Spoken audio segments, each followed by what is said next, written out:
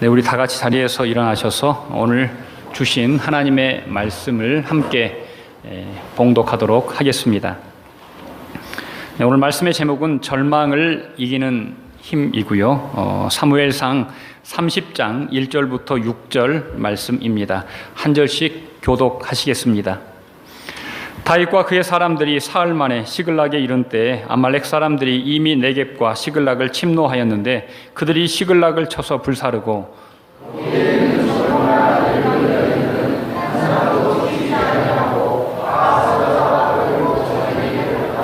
다윗과 그의 사람들이 성읍에 이르러 본즉 성읍이 불탔고 자기의 아내와 자녀들이 사로잡혔는지라.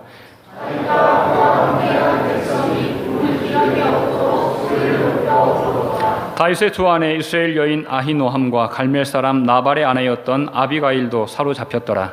백성들이 자녀들 때문에 마음이 슬퍼서 다윗을 돌로 치자 하니 다윗이 크게 다급하였으나 그의 하나님 여호와를 힘입고 용기를 얻었더라. 아멘. 네, 자리에 앉으시기 바랍니다. 네, 오늘 엘리야의 하나님 찬양을 들으니까 30여 년 전에 저희 중고등학교 시절에 문학의 밤이 순간 떠올랐어요. 그래서 그때는 정말 교회에 학생들과 청년들이 가득했고 교회에서 이런 찬양의 밤을 한다고 하면 다른 교회 사람들도 모두가 다 와서 그 찬양을 듣고 함께 기뻐했던 그런 기억이 있습니다. 살아계신 우리 하나님께서 이 이민 땅, 특별히 한국에서 가장 먼 이 쌍파울에 큰 능력과 은혜를 주시기를 간절히 기도드립니다.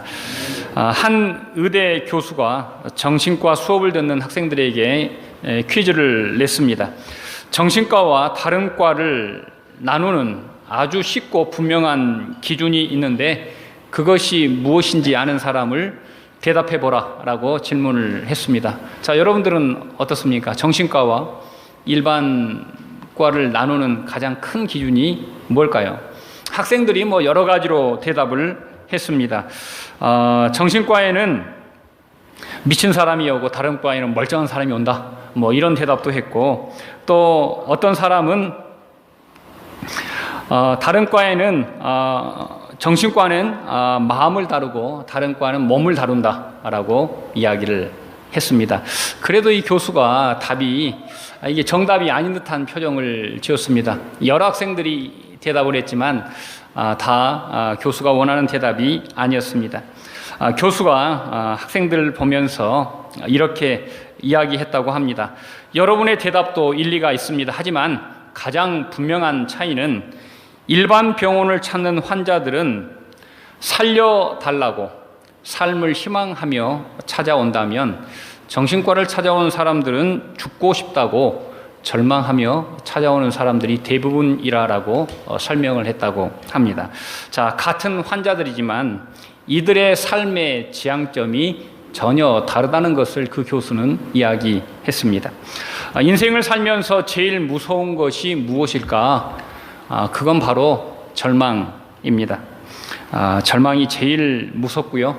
절망은 사람을 마비시켜버리고 무엇보다 우리가 살아가야 할 미래를 죽이기 때문에 많은 사람들이 절망 앞에서 무너집니다. 이민사회가 어렵다고 했지만 또 지난주에 어려운 소식을 접하고 참 많이 힘들구나, 참 많이 힘든데 기댈 곳이 없고 자기의 이런 어려움을 토로할 곳이 없구나라는 생각을 하게 되었습니다. 여러분, 우리가 눈을 들어서 여러분 가까이에 있는 분들을 한번 정말 성령이 주신 마음으로 보면 우리 눈에도 그런 어려운 사람들이 저는 보이리라 믿습니다. 제가 20대 중반 때 제가 참 좋아했던 친구가 스스로 죽었습니다. 그 친구와 제주도를 가서 자전거로 제주도를 일주하고 정말 젊을 때 참 많은 추억들이 있는데 그 친구가 죽기 일주일 전에 저를 찾아왔어요. 그리고 한 번도 그러지 않았던 친구가 저희 집에서 재워달라고 그러더라고요. 정말 특이한 경우였는데 한 번도 자고 가지도 않았고, 그럼에도 불구하고 저는 그걸 대수롭지 않게 생각했습니다. 친구의 마음이 어떤지도 물어보지 못했고, 지금 돌이켜보면 참 아쉬움만 남습니다. 그리고 일주일 후에 그 친구는 호련히 스스로 자기의 삶을 정리하고 이 땅을 떠나갔습니다. 너무나 생각할 때마다 가슴이 아픈 그런 시간입니다. 오늘 본문을 잘 이해하기 위해서는 사무엘상 28장과 29장을 우리가 정독할 필요가 있습니다. 오늘 본문의 사건이 있기 전 다윗은 사울 왕을 피해 블레셋으로 망명을 택합니다. 하나님은 원하지 않으셨지만 다윗이 생각할 때 함께한 사람들을 살리는 방법은 그 길밖에 없다고 판단하고 그는 블레셋으로 망명을 합니다. 그때 마침 블레셋은 이스라엘과 전쟁을 준비하고 있었고, 블레셋 왕 아기스는 다윗의 용맹함을 알고 전쟁에 참여하게 합니다. 하지만 다윗이 어떤 사람입니까? 블레셋 사람 누구를 죽인 사람이에요? 골리앗을 죽인 사람입니다. 그래서 거기에 있는 많은 장수들이 다윗을 믿지 못하고 왕이시여 안 됩니다. 다윗이 만약 마음을 바뀌면 우리는 앞과 뒤에서 막혀 죽습니다 하고 다윗을 전쟁에 참여하지 못하게 합니다. 그래서 구사일생으로 어찌 보면 잘 됐죠. 다윗이 전쟁에 참여하지 못하고 3일 길을 다시 돌아서 자기가 거주하던 시글락으로 돌아오게 되면서 오늘 본문이 시작하게 됩니다. 하지만 3일 만에 도착한 시글락은 아멜렉의 급습으로 철저히 파괴당해 있는 상태였습니다. 집들은 불에 탔고 모든 재산들은 탈취당했고 그리고 모든 집들은 불태워졌습니다. 사람들은 포로로 모두가 다 끌려간 뒤였습니다. 인생의 최대의 위기를 맞는 다윗의 모습이 이 사무엘상 30장에 그려져 있습니다. 여러분, 인생의 가장 큰 위기를 어떻게 견뎌야 할까요? 우리가 미리 사무엘상 31장을 보면 사울 왕이 길보아 산에서 죽는 장면이 사무엘상 31장에서 끝이 납니다. 그러면서 다윗의 시대가 열립니다. 그렇다면 오늘 본문이 위치한 사무엘상 30장은 다윗의 인생에서 가장 큰 절망이요, 가장 큰 고난이요, 가장 큰 시험의 시간이 바로 이 시간입니다. 이 시간을 견뎌내면 이제 다윗의 시대가 시작되는 것입니다. 하지만 다윗은 앞으로 전개될 역사를 전혀 알지 못합니다. 자, 그런데 다윗은 다른 사람과는 조금 다른 시선을 가지고 있다는 것을 오늘 본문은 우리에게 소개하고 있는데요. 2절을 보시면 성은 불탔지만 그래도 한 사람도 죽지 않았다는 것을 다윗은 봅니다. 왜냐하면 사람이 거기에 시체가 없어요. 다 모든 사람을 포로로 끌고 간 것입니다. 그래서 다윗은 그 안에서 하나님의 희망을 발견하게 되는 것입니다. 우리는 위기를 만날 때마다 하나님께서 우리와 함께 하심을, 그리고 나에게 없는 것이 아니라 나에게 남아있는 것을 볼 때 우리는 그 고난을 너끈히 이겨나갈 수 있습니다. 그래서 여러분, 우리 믿음과 바른 신앙이 있는 사람들은 우리 인간의 감정을 이길 수 있다라고 오늘 본문은 이야기하고 있습니다. 자, 우리 30장 6절 한번 다 같이 한번 읽어볼까요? 자, 시작. 백성들이 자녀들 때문에 마음이 슬퍼서 다윗을 돌로 치자 하니 다윗이 크게 다급하였으나 그의 하나님 여호와를 힘입고 용기를 얻었더라. 자, 여기에서 다윗이 크게 다급했다라고 오늘 본문은 기록했습니다. 그도 그럴 것이 다윗은 지금 모든 것을 다 잃어버렸습니다. 이제 마지막 남은 그와 함께 목숨 걸고 전쟁에 참여하려고 했던 다윗의 용사들마저도 다윗을 돌로 쳐서 죽이고 그냥 끝났다. 이제 우리에겐 희망이 없다 하고 다 모든 것을 끝내려 하고 있는 장면입니다. 자, 크게 다급했다라는 이 히브리어의 원래 뜻은 궁핍하다, 결핍되다라는 뜻입니다. 자, 사울을 피해 블레셋까지 왔지만 신임도 얻지 못하고 돌아와 보니 온 가족 그리고 재산까지 약탈당하고 설상가상으로 부하들은 자기를 죽이려고 합니다. 다윗의 결핍은 관계의 결핍이요, 물질의 결핍이요, 미래의 결핍입니다. 온통 부족함 투성이입니다. 여러분, 다윗의 부족함을 보면서 한번 여러분의 삶과 한번 비교해 보십시오. 나는 지금 무엇이 부족한가? 자, 오늘 성경은 그 궁핍함이 몹시 매우 크게 궁핍했다라고 오늘 성경은 기록하고 있습니다.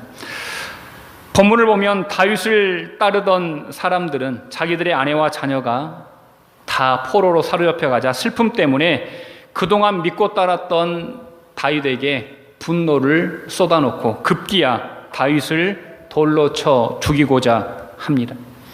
그들은 절망 앞에서 감정을 이기지 못합니다.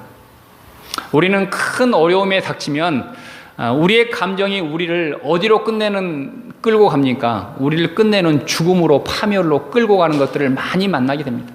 그래서 감정이 앞서면 그건 정말 위험해지는 것입니다. 반면에 다윗은 어떻습니까?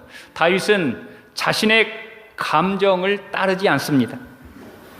다윗은 어떤 술이나 사람을 의존하지 않습니다. 6절 하반절을 보시면, 자, 그의 하나님 여호와를 힘입고 용기를 얻었더라 라고 오늘 성경은 기록하고 있습니다. 자, 다윗은 이 절체절명의 순간에서 자신의 감정이나 사람에 의지하는 것이 아니라 이 마지막 순간에 누구를 의지했다고요? 바로 하나님을 의지했다라고 성경은 기록하고 있습니다. 우리가 마지막이라고 생각할 때 하나님을 기억할 수 있는 사람은 살 수 있다라고 오늘 성경은 기록하고 있습니다. 자, 오늘 본문에서 자, 그 하나님을 뭐라고 표현하냐? 그의 하나님 여호와입니다. 먼저 그냥 하나님이 아니라 하나님 여호와예요.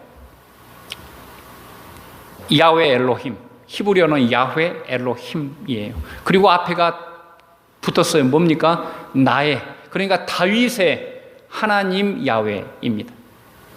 자, 성경에 보면 창세기 2장 4절에 보면 한번 같이 한번 읽어볼까요? 자, 시작. 이것이 천지가 창조될 때 하늘과 땅의 내력이니 여호와 하나님이 땅과 하늘을 만드시던 날에. 자, 창세기에 보면 1장에 천지창조가 나오고 2장에 한 번 더 천지창조가 나옵니다. 자, 1장에 나오는 천지창조는 하나님의 관점에서 우주적인 천지창조예요. 하나님이 보시는 관점의 천지창조라면 2장 4절에 나오는 천지창조는 자, 보시면 자, 여호와 하나님이 무엇과 무엇을 만들어요? 땅과 하늘을 만들어요. 그 전까지는 하늘과 땅이라고 다 나와요. 2장 4절 앞에도 보면 하늘과 땅의 내력이니. 그런데 자, 인간의 관점에서 천지창조가 시작되는 2장 4절을 시작하면서 여호와 하나님이라는 단어가 처음 등장합니다. 그러니까 이 여호와 하나님이라는 이 단어는 바로 우리를 위해서 이 땅과 하늘을 창조하신 하나님을 가리킬 때 사용하는 말입니다.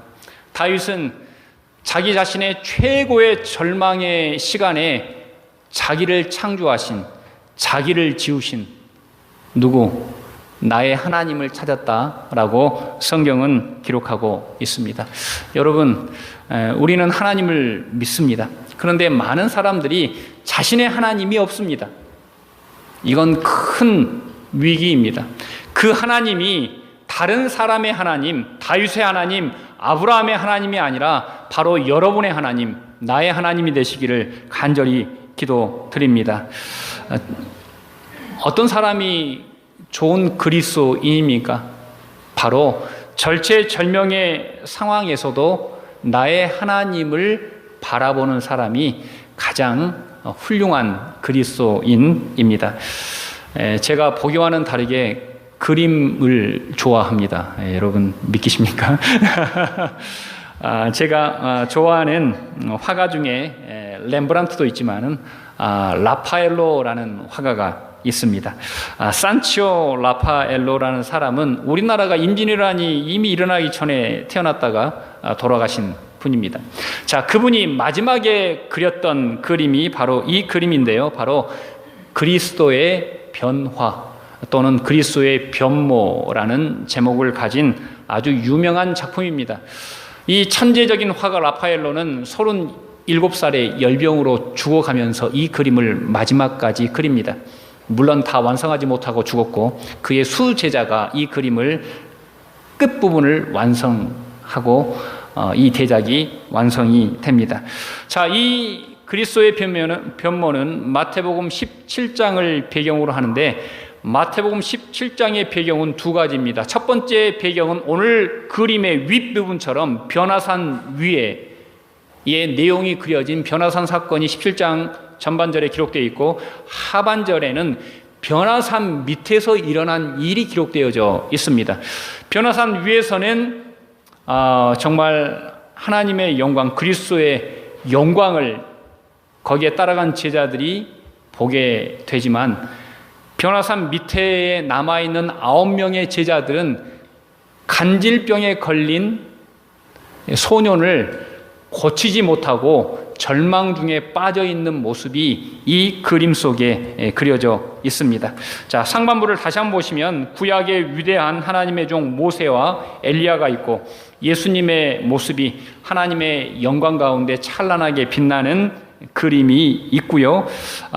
세 제자가 놀란 눈으로 예수님을 바라보는 장면이 나옵니다. 그런데 밑에 부분을 보시면 모든 사람들의 시선이 어디를 향해 있냐면 간질병 걸린 사람에게 있든지 아니면 자기 자신에게 있든지 아니면 자기가 믿는 그 무엇에 가 있어요. 변화산 밑에 있는 모든 사람들의 시선은 아무도 영광스러운 예수님께 시선이 가 있는 사람이 아무도 없습니다. 하지만 예수님 곁에 있는 3명의 제자만이 예수님을 온전히 바라보고 있는 그림이 바로 이 그리스도의 변모라는 아주 유명한 작품입니다. 내 시선이 어디를 보는가? 이에 따라서 그 사람의 미래가 달려있다는 것을 우리에게 보여주고 있습니다. 여러분, 우리는 이 땅을 살아가면서도 살아계신 하나님을 바라볼 수 있는 눈이 있기를 간절히 축원드립니다. 이사야서 40장 31절 제가 읽어드리겠습니다. 오직 여호와를 앙망하는 자는 새 힘을 얻으리니 독수리가 날개치며 올라감 같을 것이요 다른 박질하여도 곤비하지 아니하겠고 걸어가도 피곤하지 아니하리로다. 아멘. 하나님은 우리 모두에게 날마다 영적인 힘을 더해 주시기를 기뻐하십니다. 바라기는 주님 안에서 참된 회복과 큰 승리가 여러분의 삶에 있기를 바랍니다. 그러기 위해서는 우리는 이 땅 가운데서 살아계신 주님을 바라볼 수 있는 시선이 꼭 있어야 하겠습니다. 두 번째로 우리가 오늘 본문을 통해서 생각해 볼 것은 기도가 무엇을 이기죠? 생각을 이긴다라는 것입니다. 자, 사무엘상 27장 1절을 같이 한번 읽어보겠습니다. 자, 시작. 다윗이 그 마음에 생각하기를 내가 후일에는 사울의 손에 잡히리니 블레셋 사람들의 땅으로 피하여 들어가는 것이 좋으리로다. 자, 오늘 본문이 왜 일어났는가를 설명하는 구절입니다. 자, 다윗이 블레셋으로 망명한 첫 번째 이유가 27장에 나오는데 다윗이 어떻게 했다고요? 다윗이 뭐 했습니까? 다윗이 생각했습니다. 다윗이 기도하지 못하고 하나님의 말씀을 묵상하지도 못하고 그냥 생각했습니다. 머리로 계산하고 생각해 보니까 살 길은 블레셋으로 망명하는 것밖에 없다라고 결정한 후에 일어난 일이 바로 오늘 본문의 일이라는 것입니다. 사무엘상 30장 7절부터 8절에 보면 하나님으로부터 용기와 힘을 얻은 다윗이 선택한 일이 기록되어져 있습니다. 자, 길지만 우리 한번 같이 읽겠습니다. 자, 시작. 다윗이 아히멜렉의 아들 제사장 아비아달에게 이르되 원하건대 에봇을 내게로 가져오라. 아비아달이 에봇을 다윗에게로 가져가매 다윗이 여호와께 묻자와 이르되 내가 이 군대를 추격하면 따라잡겠나이까 하니 여호와께서 그에게 대답하시되 그를 쫓아가라. 내가 반드시 따라잡고 도로 찾으리라. 아멘. 다윗은 하나님을 힘입고 용기를 얻었다고 해서 바로 전쟁을 시작하지 않습니다. 즉시 포로를 찾기 위해서 전쟁터로 나가지 않습니다. 다윗은 먼저 하나님의 뜻을 묻기로 결심합니다. 하나님을 바라보는 사람들의 특징이 여기에 나오는데, 하나님을 기대하고 바라보는 사람의 특징은 내 감정과 내 생각에 앞서서 하나님의 뜻을 먼저 묻는 사람이 바로 올바른 그리스도인이라고 오늘 본문은 기록하고 있습니다. 자, 에봇은 원래 대제사장을 위해 만들어진 옷입니다. 사울이 제사장들이 사는 마을을 도액이라는 돼지치기를 통해서 다 제사장을 다 죽인 후에 제사장의 아들이 이 에봇만 가지고 다윗에게 투항해 왔습니다. 자, 다윗은 지금 가장 어려운 시기에 있는데, 그 어려운 시기에, 지금 분초를 다투는 급박한 시기에 그는 먼저 하나님께 기도하고 있습니다. 이 에봇 안에는 우림과 둠빔이라는 하나님의 뜻을 알려주는 도구가 들어있기 때문입니다. 그런데 여러분, 이 본문에서 우리가 눈여겨볼 것은 제사장이 다윗에게 찾아와서 다윗이여 지금이 기도할 때입니다라고 하지 않았다는 겁니다. 누가 먼저 제사장을 부릅니까? 다윗이 제사장을 먼저 불렀다는 것입니다. 여기에 아주 큰 포인트가 있습니다. 여러분, 우리는 이 땅을 살아가면서 우리의 신앙을 의존하고 살아갈 때가 참 많습니다. 좋은 목사, 좋은 리더 밑에 신앙생활하면 내 신앙이 좋겠거니라고 생각합니다. 하지만 정말 중요한 것은 자신의 신앙은 자신이 지키는 것입니다. 오늘 본문에 나오는 다윗이 그것을 우리에게 보여주고 있습니다. 아비아달도 생각하지 못하는 그때에 다윗이 먼저 하나님께 묻기 위해서 에봇을 청하는 장면이 오늘 본문에 기록되어져 있기 때문입니다. 여러분, 자기 처와 자식을 찾아오는데 하나님의 뜻이 필요하다고 생각하는 사람들이 얼마나 있을까요? 이건 당연한 일 아닙니까? 라고 우리는 그냥 할 거예요. 그런데 다윗은 가장 당연하고 정말 우리 사람이라면 인지상정으로 해야 될 일조차도 하나님께 기도했다는 것을 성경은 기록하고 있다는 사실을 우리는 기억해야 합니다. 시편 50편 15절에 보면 환난 날에 나를 부르라, 내가 너를 건지리라, 내가 너를 영화롭게 하리라 라는 말씀이 있습니다. 우리가 어려울 때 가장 먼저 하나님께 뜻을 묻고 하나님이 허락하신 방향을 향해서 나아갈 수 있는 여러분과 제가 되시기를 간절히 소망합니다. 자, 우리가 마지막으로 한 가지 더 생각해 볼 것은, 믿음은 늘 우리의 숫자를 이긴다는 것입니다. 자, 사무엘상 30장 10절을 제가 읽어드리겠습니다. 곧 피곤하여 부솔 시내를 건너지 못하는 200명을 머물게 했고 다윗은 400명을 거느리고 쫓아가니라. 자, 여기에 보면 다윗의 마음을 볼 수가 있습니다. 지금 자기의 처와 자식들을 포로로 잡아간 아멜렉을 추격해 가는데 부솔 시내 정도 와서 200명이 다 몸져 누웠습니다. 너무나 먼 거리를 쉬지 않고 가다 보니까 이분들이 지쳐 쓰러졌어요. 여러분 같으면 어떻게 하실 거예요? 야, 지금 너희들이 지쳐 쓰러질 때냐? 다 일어나라 라고 아마 다그치고 아마 정말 군법으로 너희를 다스리겠다라고 하면서 서슬퍼런 명령을 대부분 했을 텐데, 오늘 본문에 보면 다윗은 200명을 어떻게 합니까? 그 자리에서 쉬게 합니다. 그리고 나머지 400명만 데리고 다시 아말렉을 추격하는 장면이 오늘 본문에 기록되어져 있습니다. 다윗은 공감 능력이 있어요. 약자를 배려하는 마음이 오늘 본문 안에 스며져 있습니다. 계속해서 여러분 댁에 가셔서 나머지 본문을 읽어보시면 11절과 13절에 보면 길을 가다가 애굽 출신 아말렉 노예를 만납니다. 그는 아말렉 사람들이 노예로 잡아다 쓰다가 병이 드니까 길에 버렸어요. 그런데 다윗이 어쩝니까? 그를 데려다가 먹여서 그도 살려갑니다. 그러자 그가 어떻게 하죠? 그가 나중에 고급 정보를 흘려주죠. 어디에서 그들이 수경하는지 어떻게 지내는지를 알려서 그 결과 전쟁에 승리하는 기회를 잡게 되는 기초가 여기에서 나오게 됩니다. 다윗은 그 바쁜 와중에도 약자들을 배려했고 한 생명을 소중하게 살려냅니다.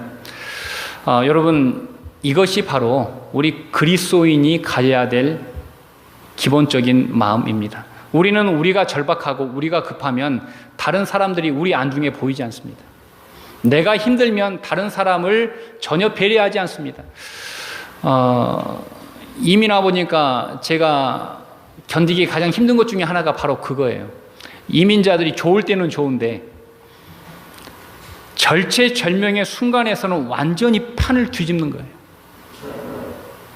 그리고 그게 당연해요. 왜? 나도 그렇게 당했으니까. 그게 이민사회에 안 보이는 그런 기초가 되면 여러분 정말 위험합니다. 지난번에 한 다큐를 보니까 이 공자의 다큐가 무려 4편이나 이렇게 3D로 해가지고 다큐가 나오는데요. 그 중에서 제가 잊혀지지 않는 한 이야기가 있습니다. 위나라와 중상국이 전쟁할 때 위나라 장수인 악양의 일화가 거기에 소개되었습니다. 위나라의 서슬퍼런 그런 군대와 위용에 놀란 중상국에서 위나라 장수인 악양의 아들을 인질로 사로잡고 대치합니다. 계속 그렇게 우리를 몰아붙이면 네 아들을 죽이겠다고 해도 이 위나라 장수인 악양이 끝내 몰아붙이니까 이 중상국에서 그 아들을 죽여서 그 아들로 고깃국을 끓입니다. 그래서 악양에게 보냅니다. 그러자 악양이 그 고깃국을 벌컥벌컥 먹고 그날 바로 공격해서 그걸 쑥대밭을 만들고 점령합니다. 자, 위나라 왕이 그 소식을 듣고 우와, 충신이 났다라고 너무나 기뻐했다고 합니다. 그러자 위나라 왕의 모사 중에 한 명이 한 말이 있습니다. 자기 자식의 고기를 먹는 사람이 누군들 먹지 않겠습니까? 이 유명한 말을 남겼습니다. 그러자 위나라 왕이 어떻게 했을까요? 그 사람을 멀리 합니다. 자, 여러분, 이 다큐에서 이 이야기를 하면서 어떤 한문을 우리에게 가르쳐 줬냐면, 자, 여러분, 이 앞에 있는 한문이 서자라는 단어입니다. 용서할 때 서자입니다. 용서할 때 이 서자는 같을 여 밑에 마음 힘이 붙어 있습니다. 그러니까 어떤 사람이 용서할 수 있습니까? 그 사람과 같은 마음을 가질 때 그 사람을 용서할 수 있다는 그런 뜻이기도 합니다.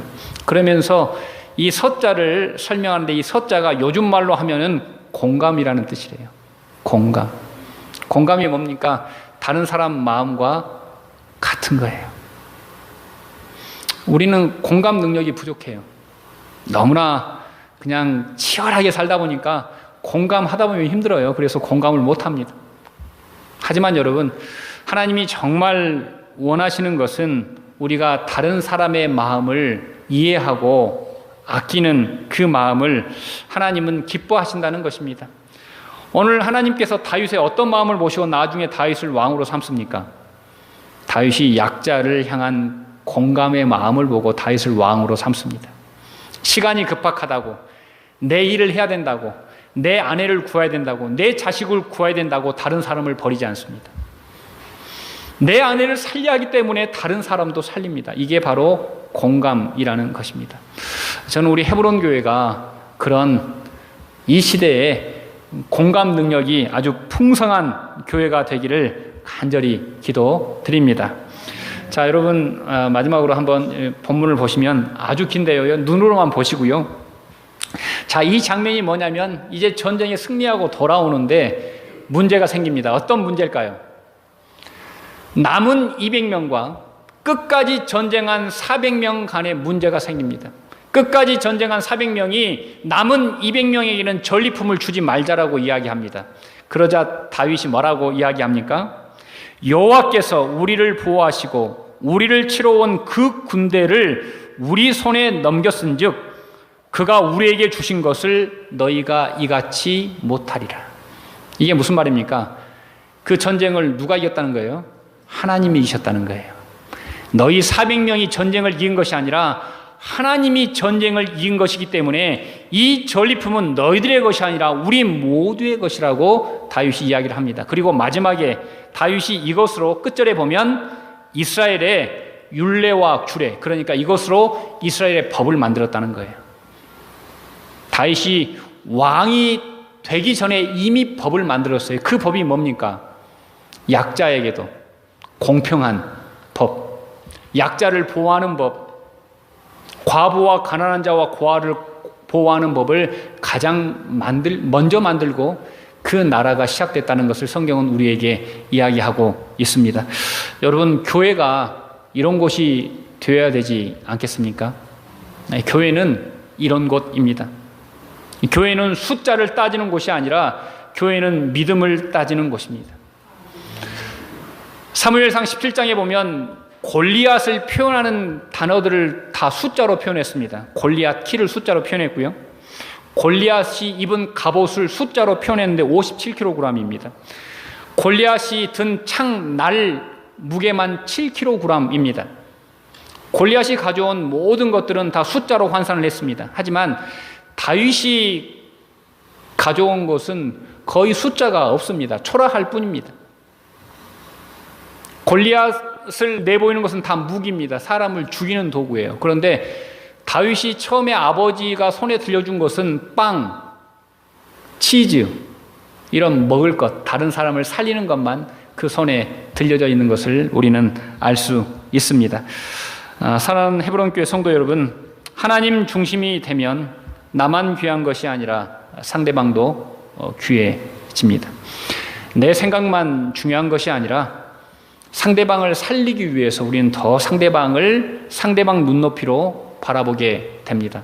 이 세상에 똑같은 사람은 아무도 없습니다. 하지만 모든 사람을 똑같게 여기는 마음은 우리가 품을 수 있습니다. 여러분, 지금 우리 이민사회가 가장 어려운 시기가 아닌가라고 믿습니다. 아무도 어려운 사람들을 돌아보지 않는 이때 바라기는 혹 여러분 주위에 어려운 사람이 있다면 돌아보시고, 또 우리가 기도할 일이 있다면 함께 기도하고, 또 제가 신방 갈 수 있다면 저를 청하셔서 함께 신방도 가고 해서 정말 이 이민사회에 헤브론 교회가 생명의 바람, 성령의 바람을 불어넣는 귀한 교회가 되시기를 간절히 축원드립니다. 우리 같이 기도하시겠습니다. 참 좋으신 하나님, 감사합니다. 절망을 이기는 힘은 우리에게 있지 않습니다. 절망을 이기는 힘은 우리가 하나님을 온전히 바라볼 때 나옵니다. 또한 하나님, 우리의 생각과 우리의 계획과 우리의 도모가 이 절망을 이길 수 없습니다. 오직 살아계신 하나님, 창조주이신 하나님을 기억하고 기도할 때에 하나님께서 우리 이민사회와 우리들에게 올바른 방향을 주실 줄로 믿습니다. 하나님, 우리의 믿음이 숫자나 세상의 이런 환경에 지배되지 않기를 원합니다. 우리의 믿음이 우리를 살리고 우리의 공감의 능력이 우리 모두를 살려나가는 우리 교회 될 수 있도록, 이 이민사회 될 수 있도록 우리를 사용하여 주시옵소서. 감사드리며 이 모든 말씀 예수님 이름 받들어 간절히 기도드리옵나이다.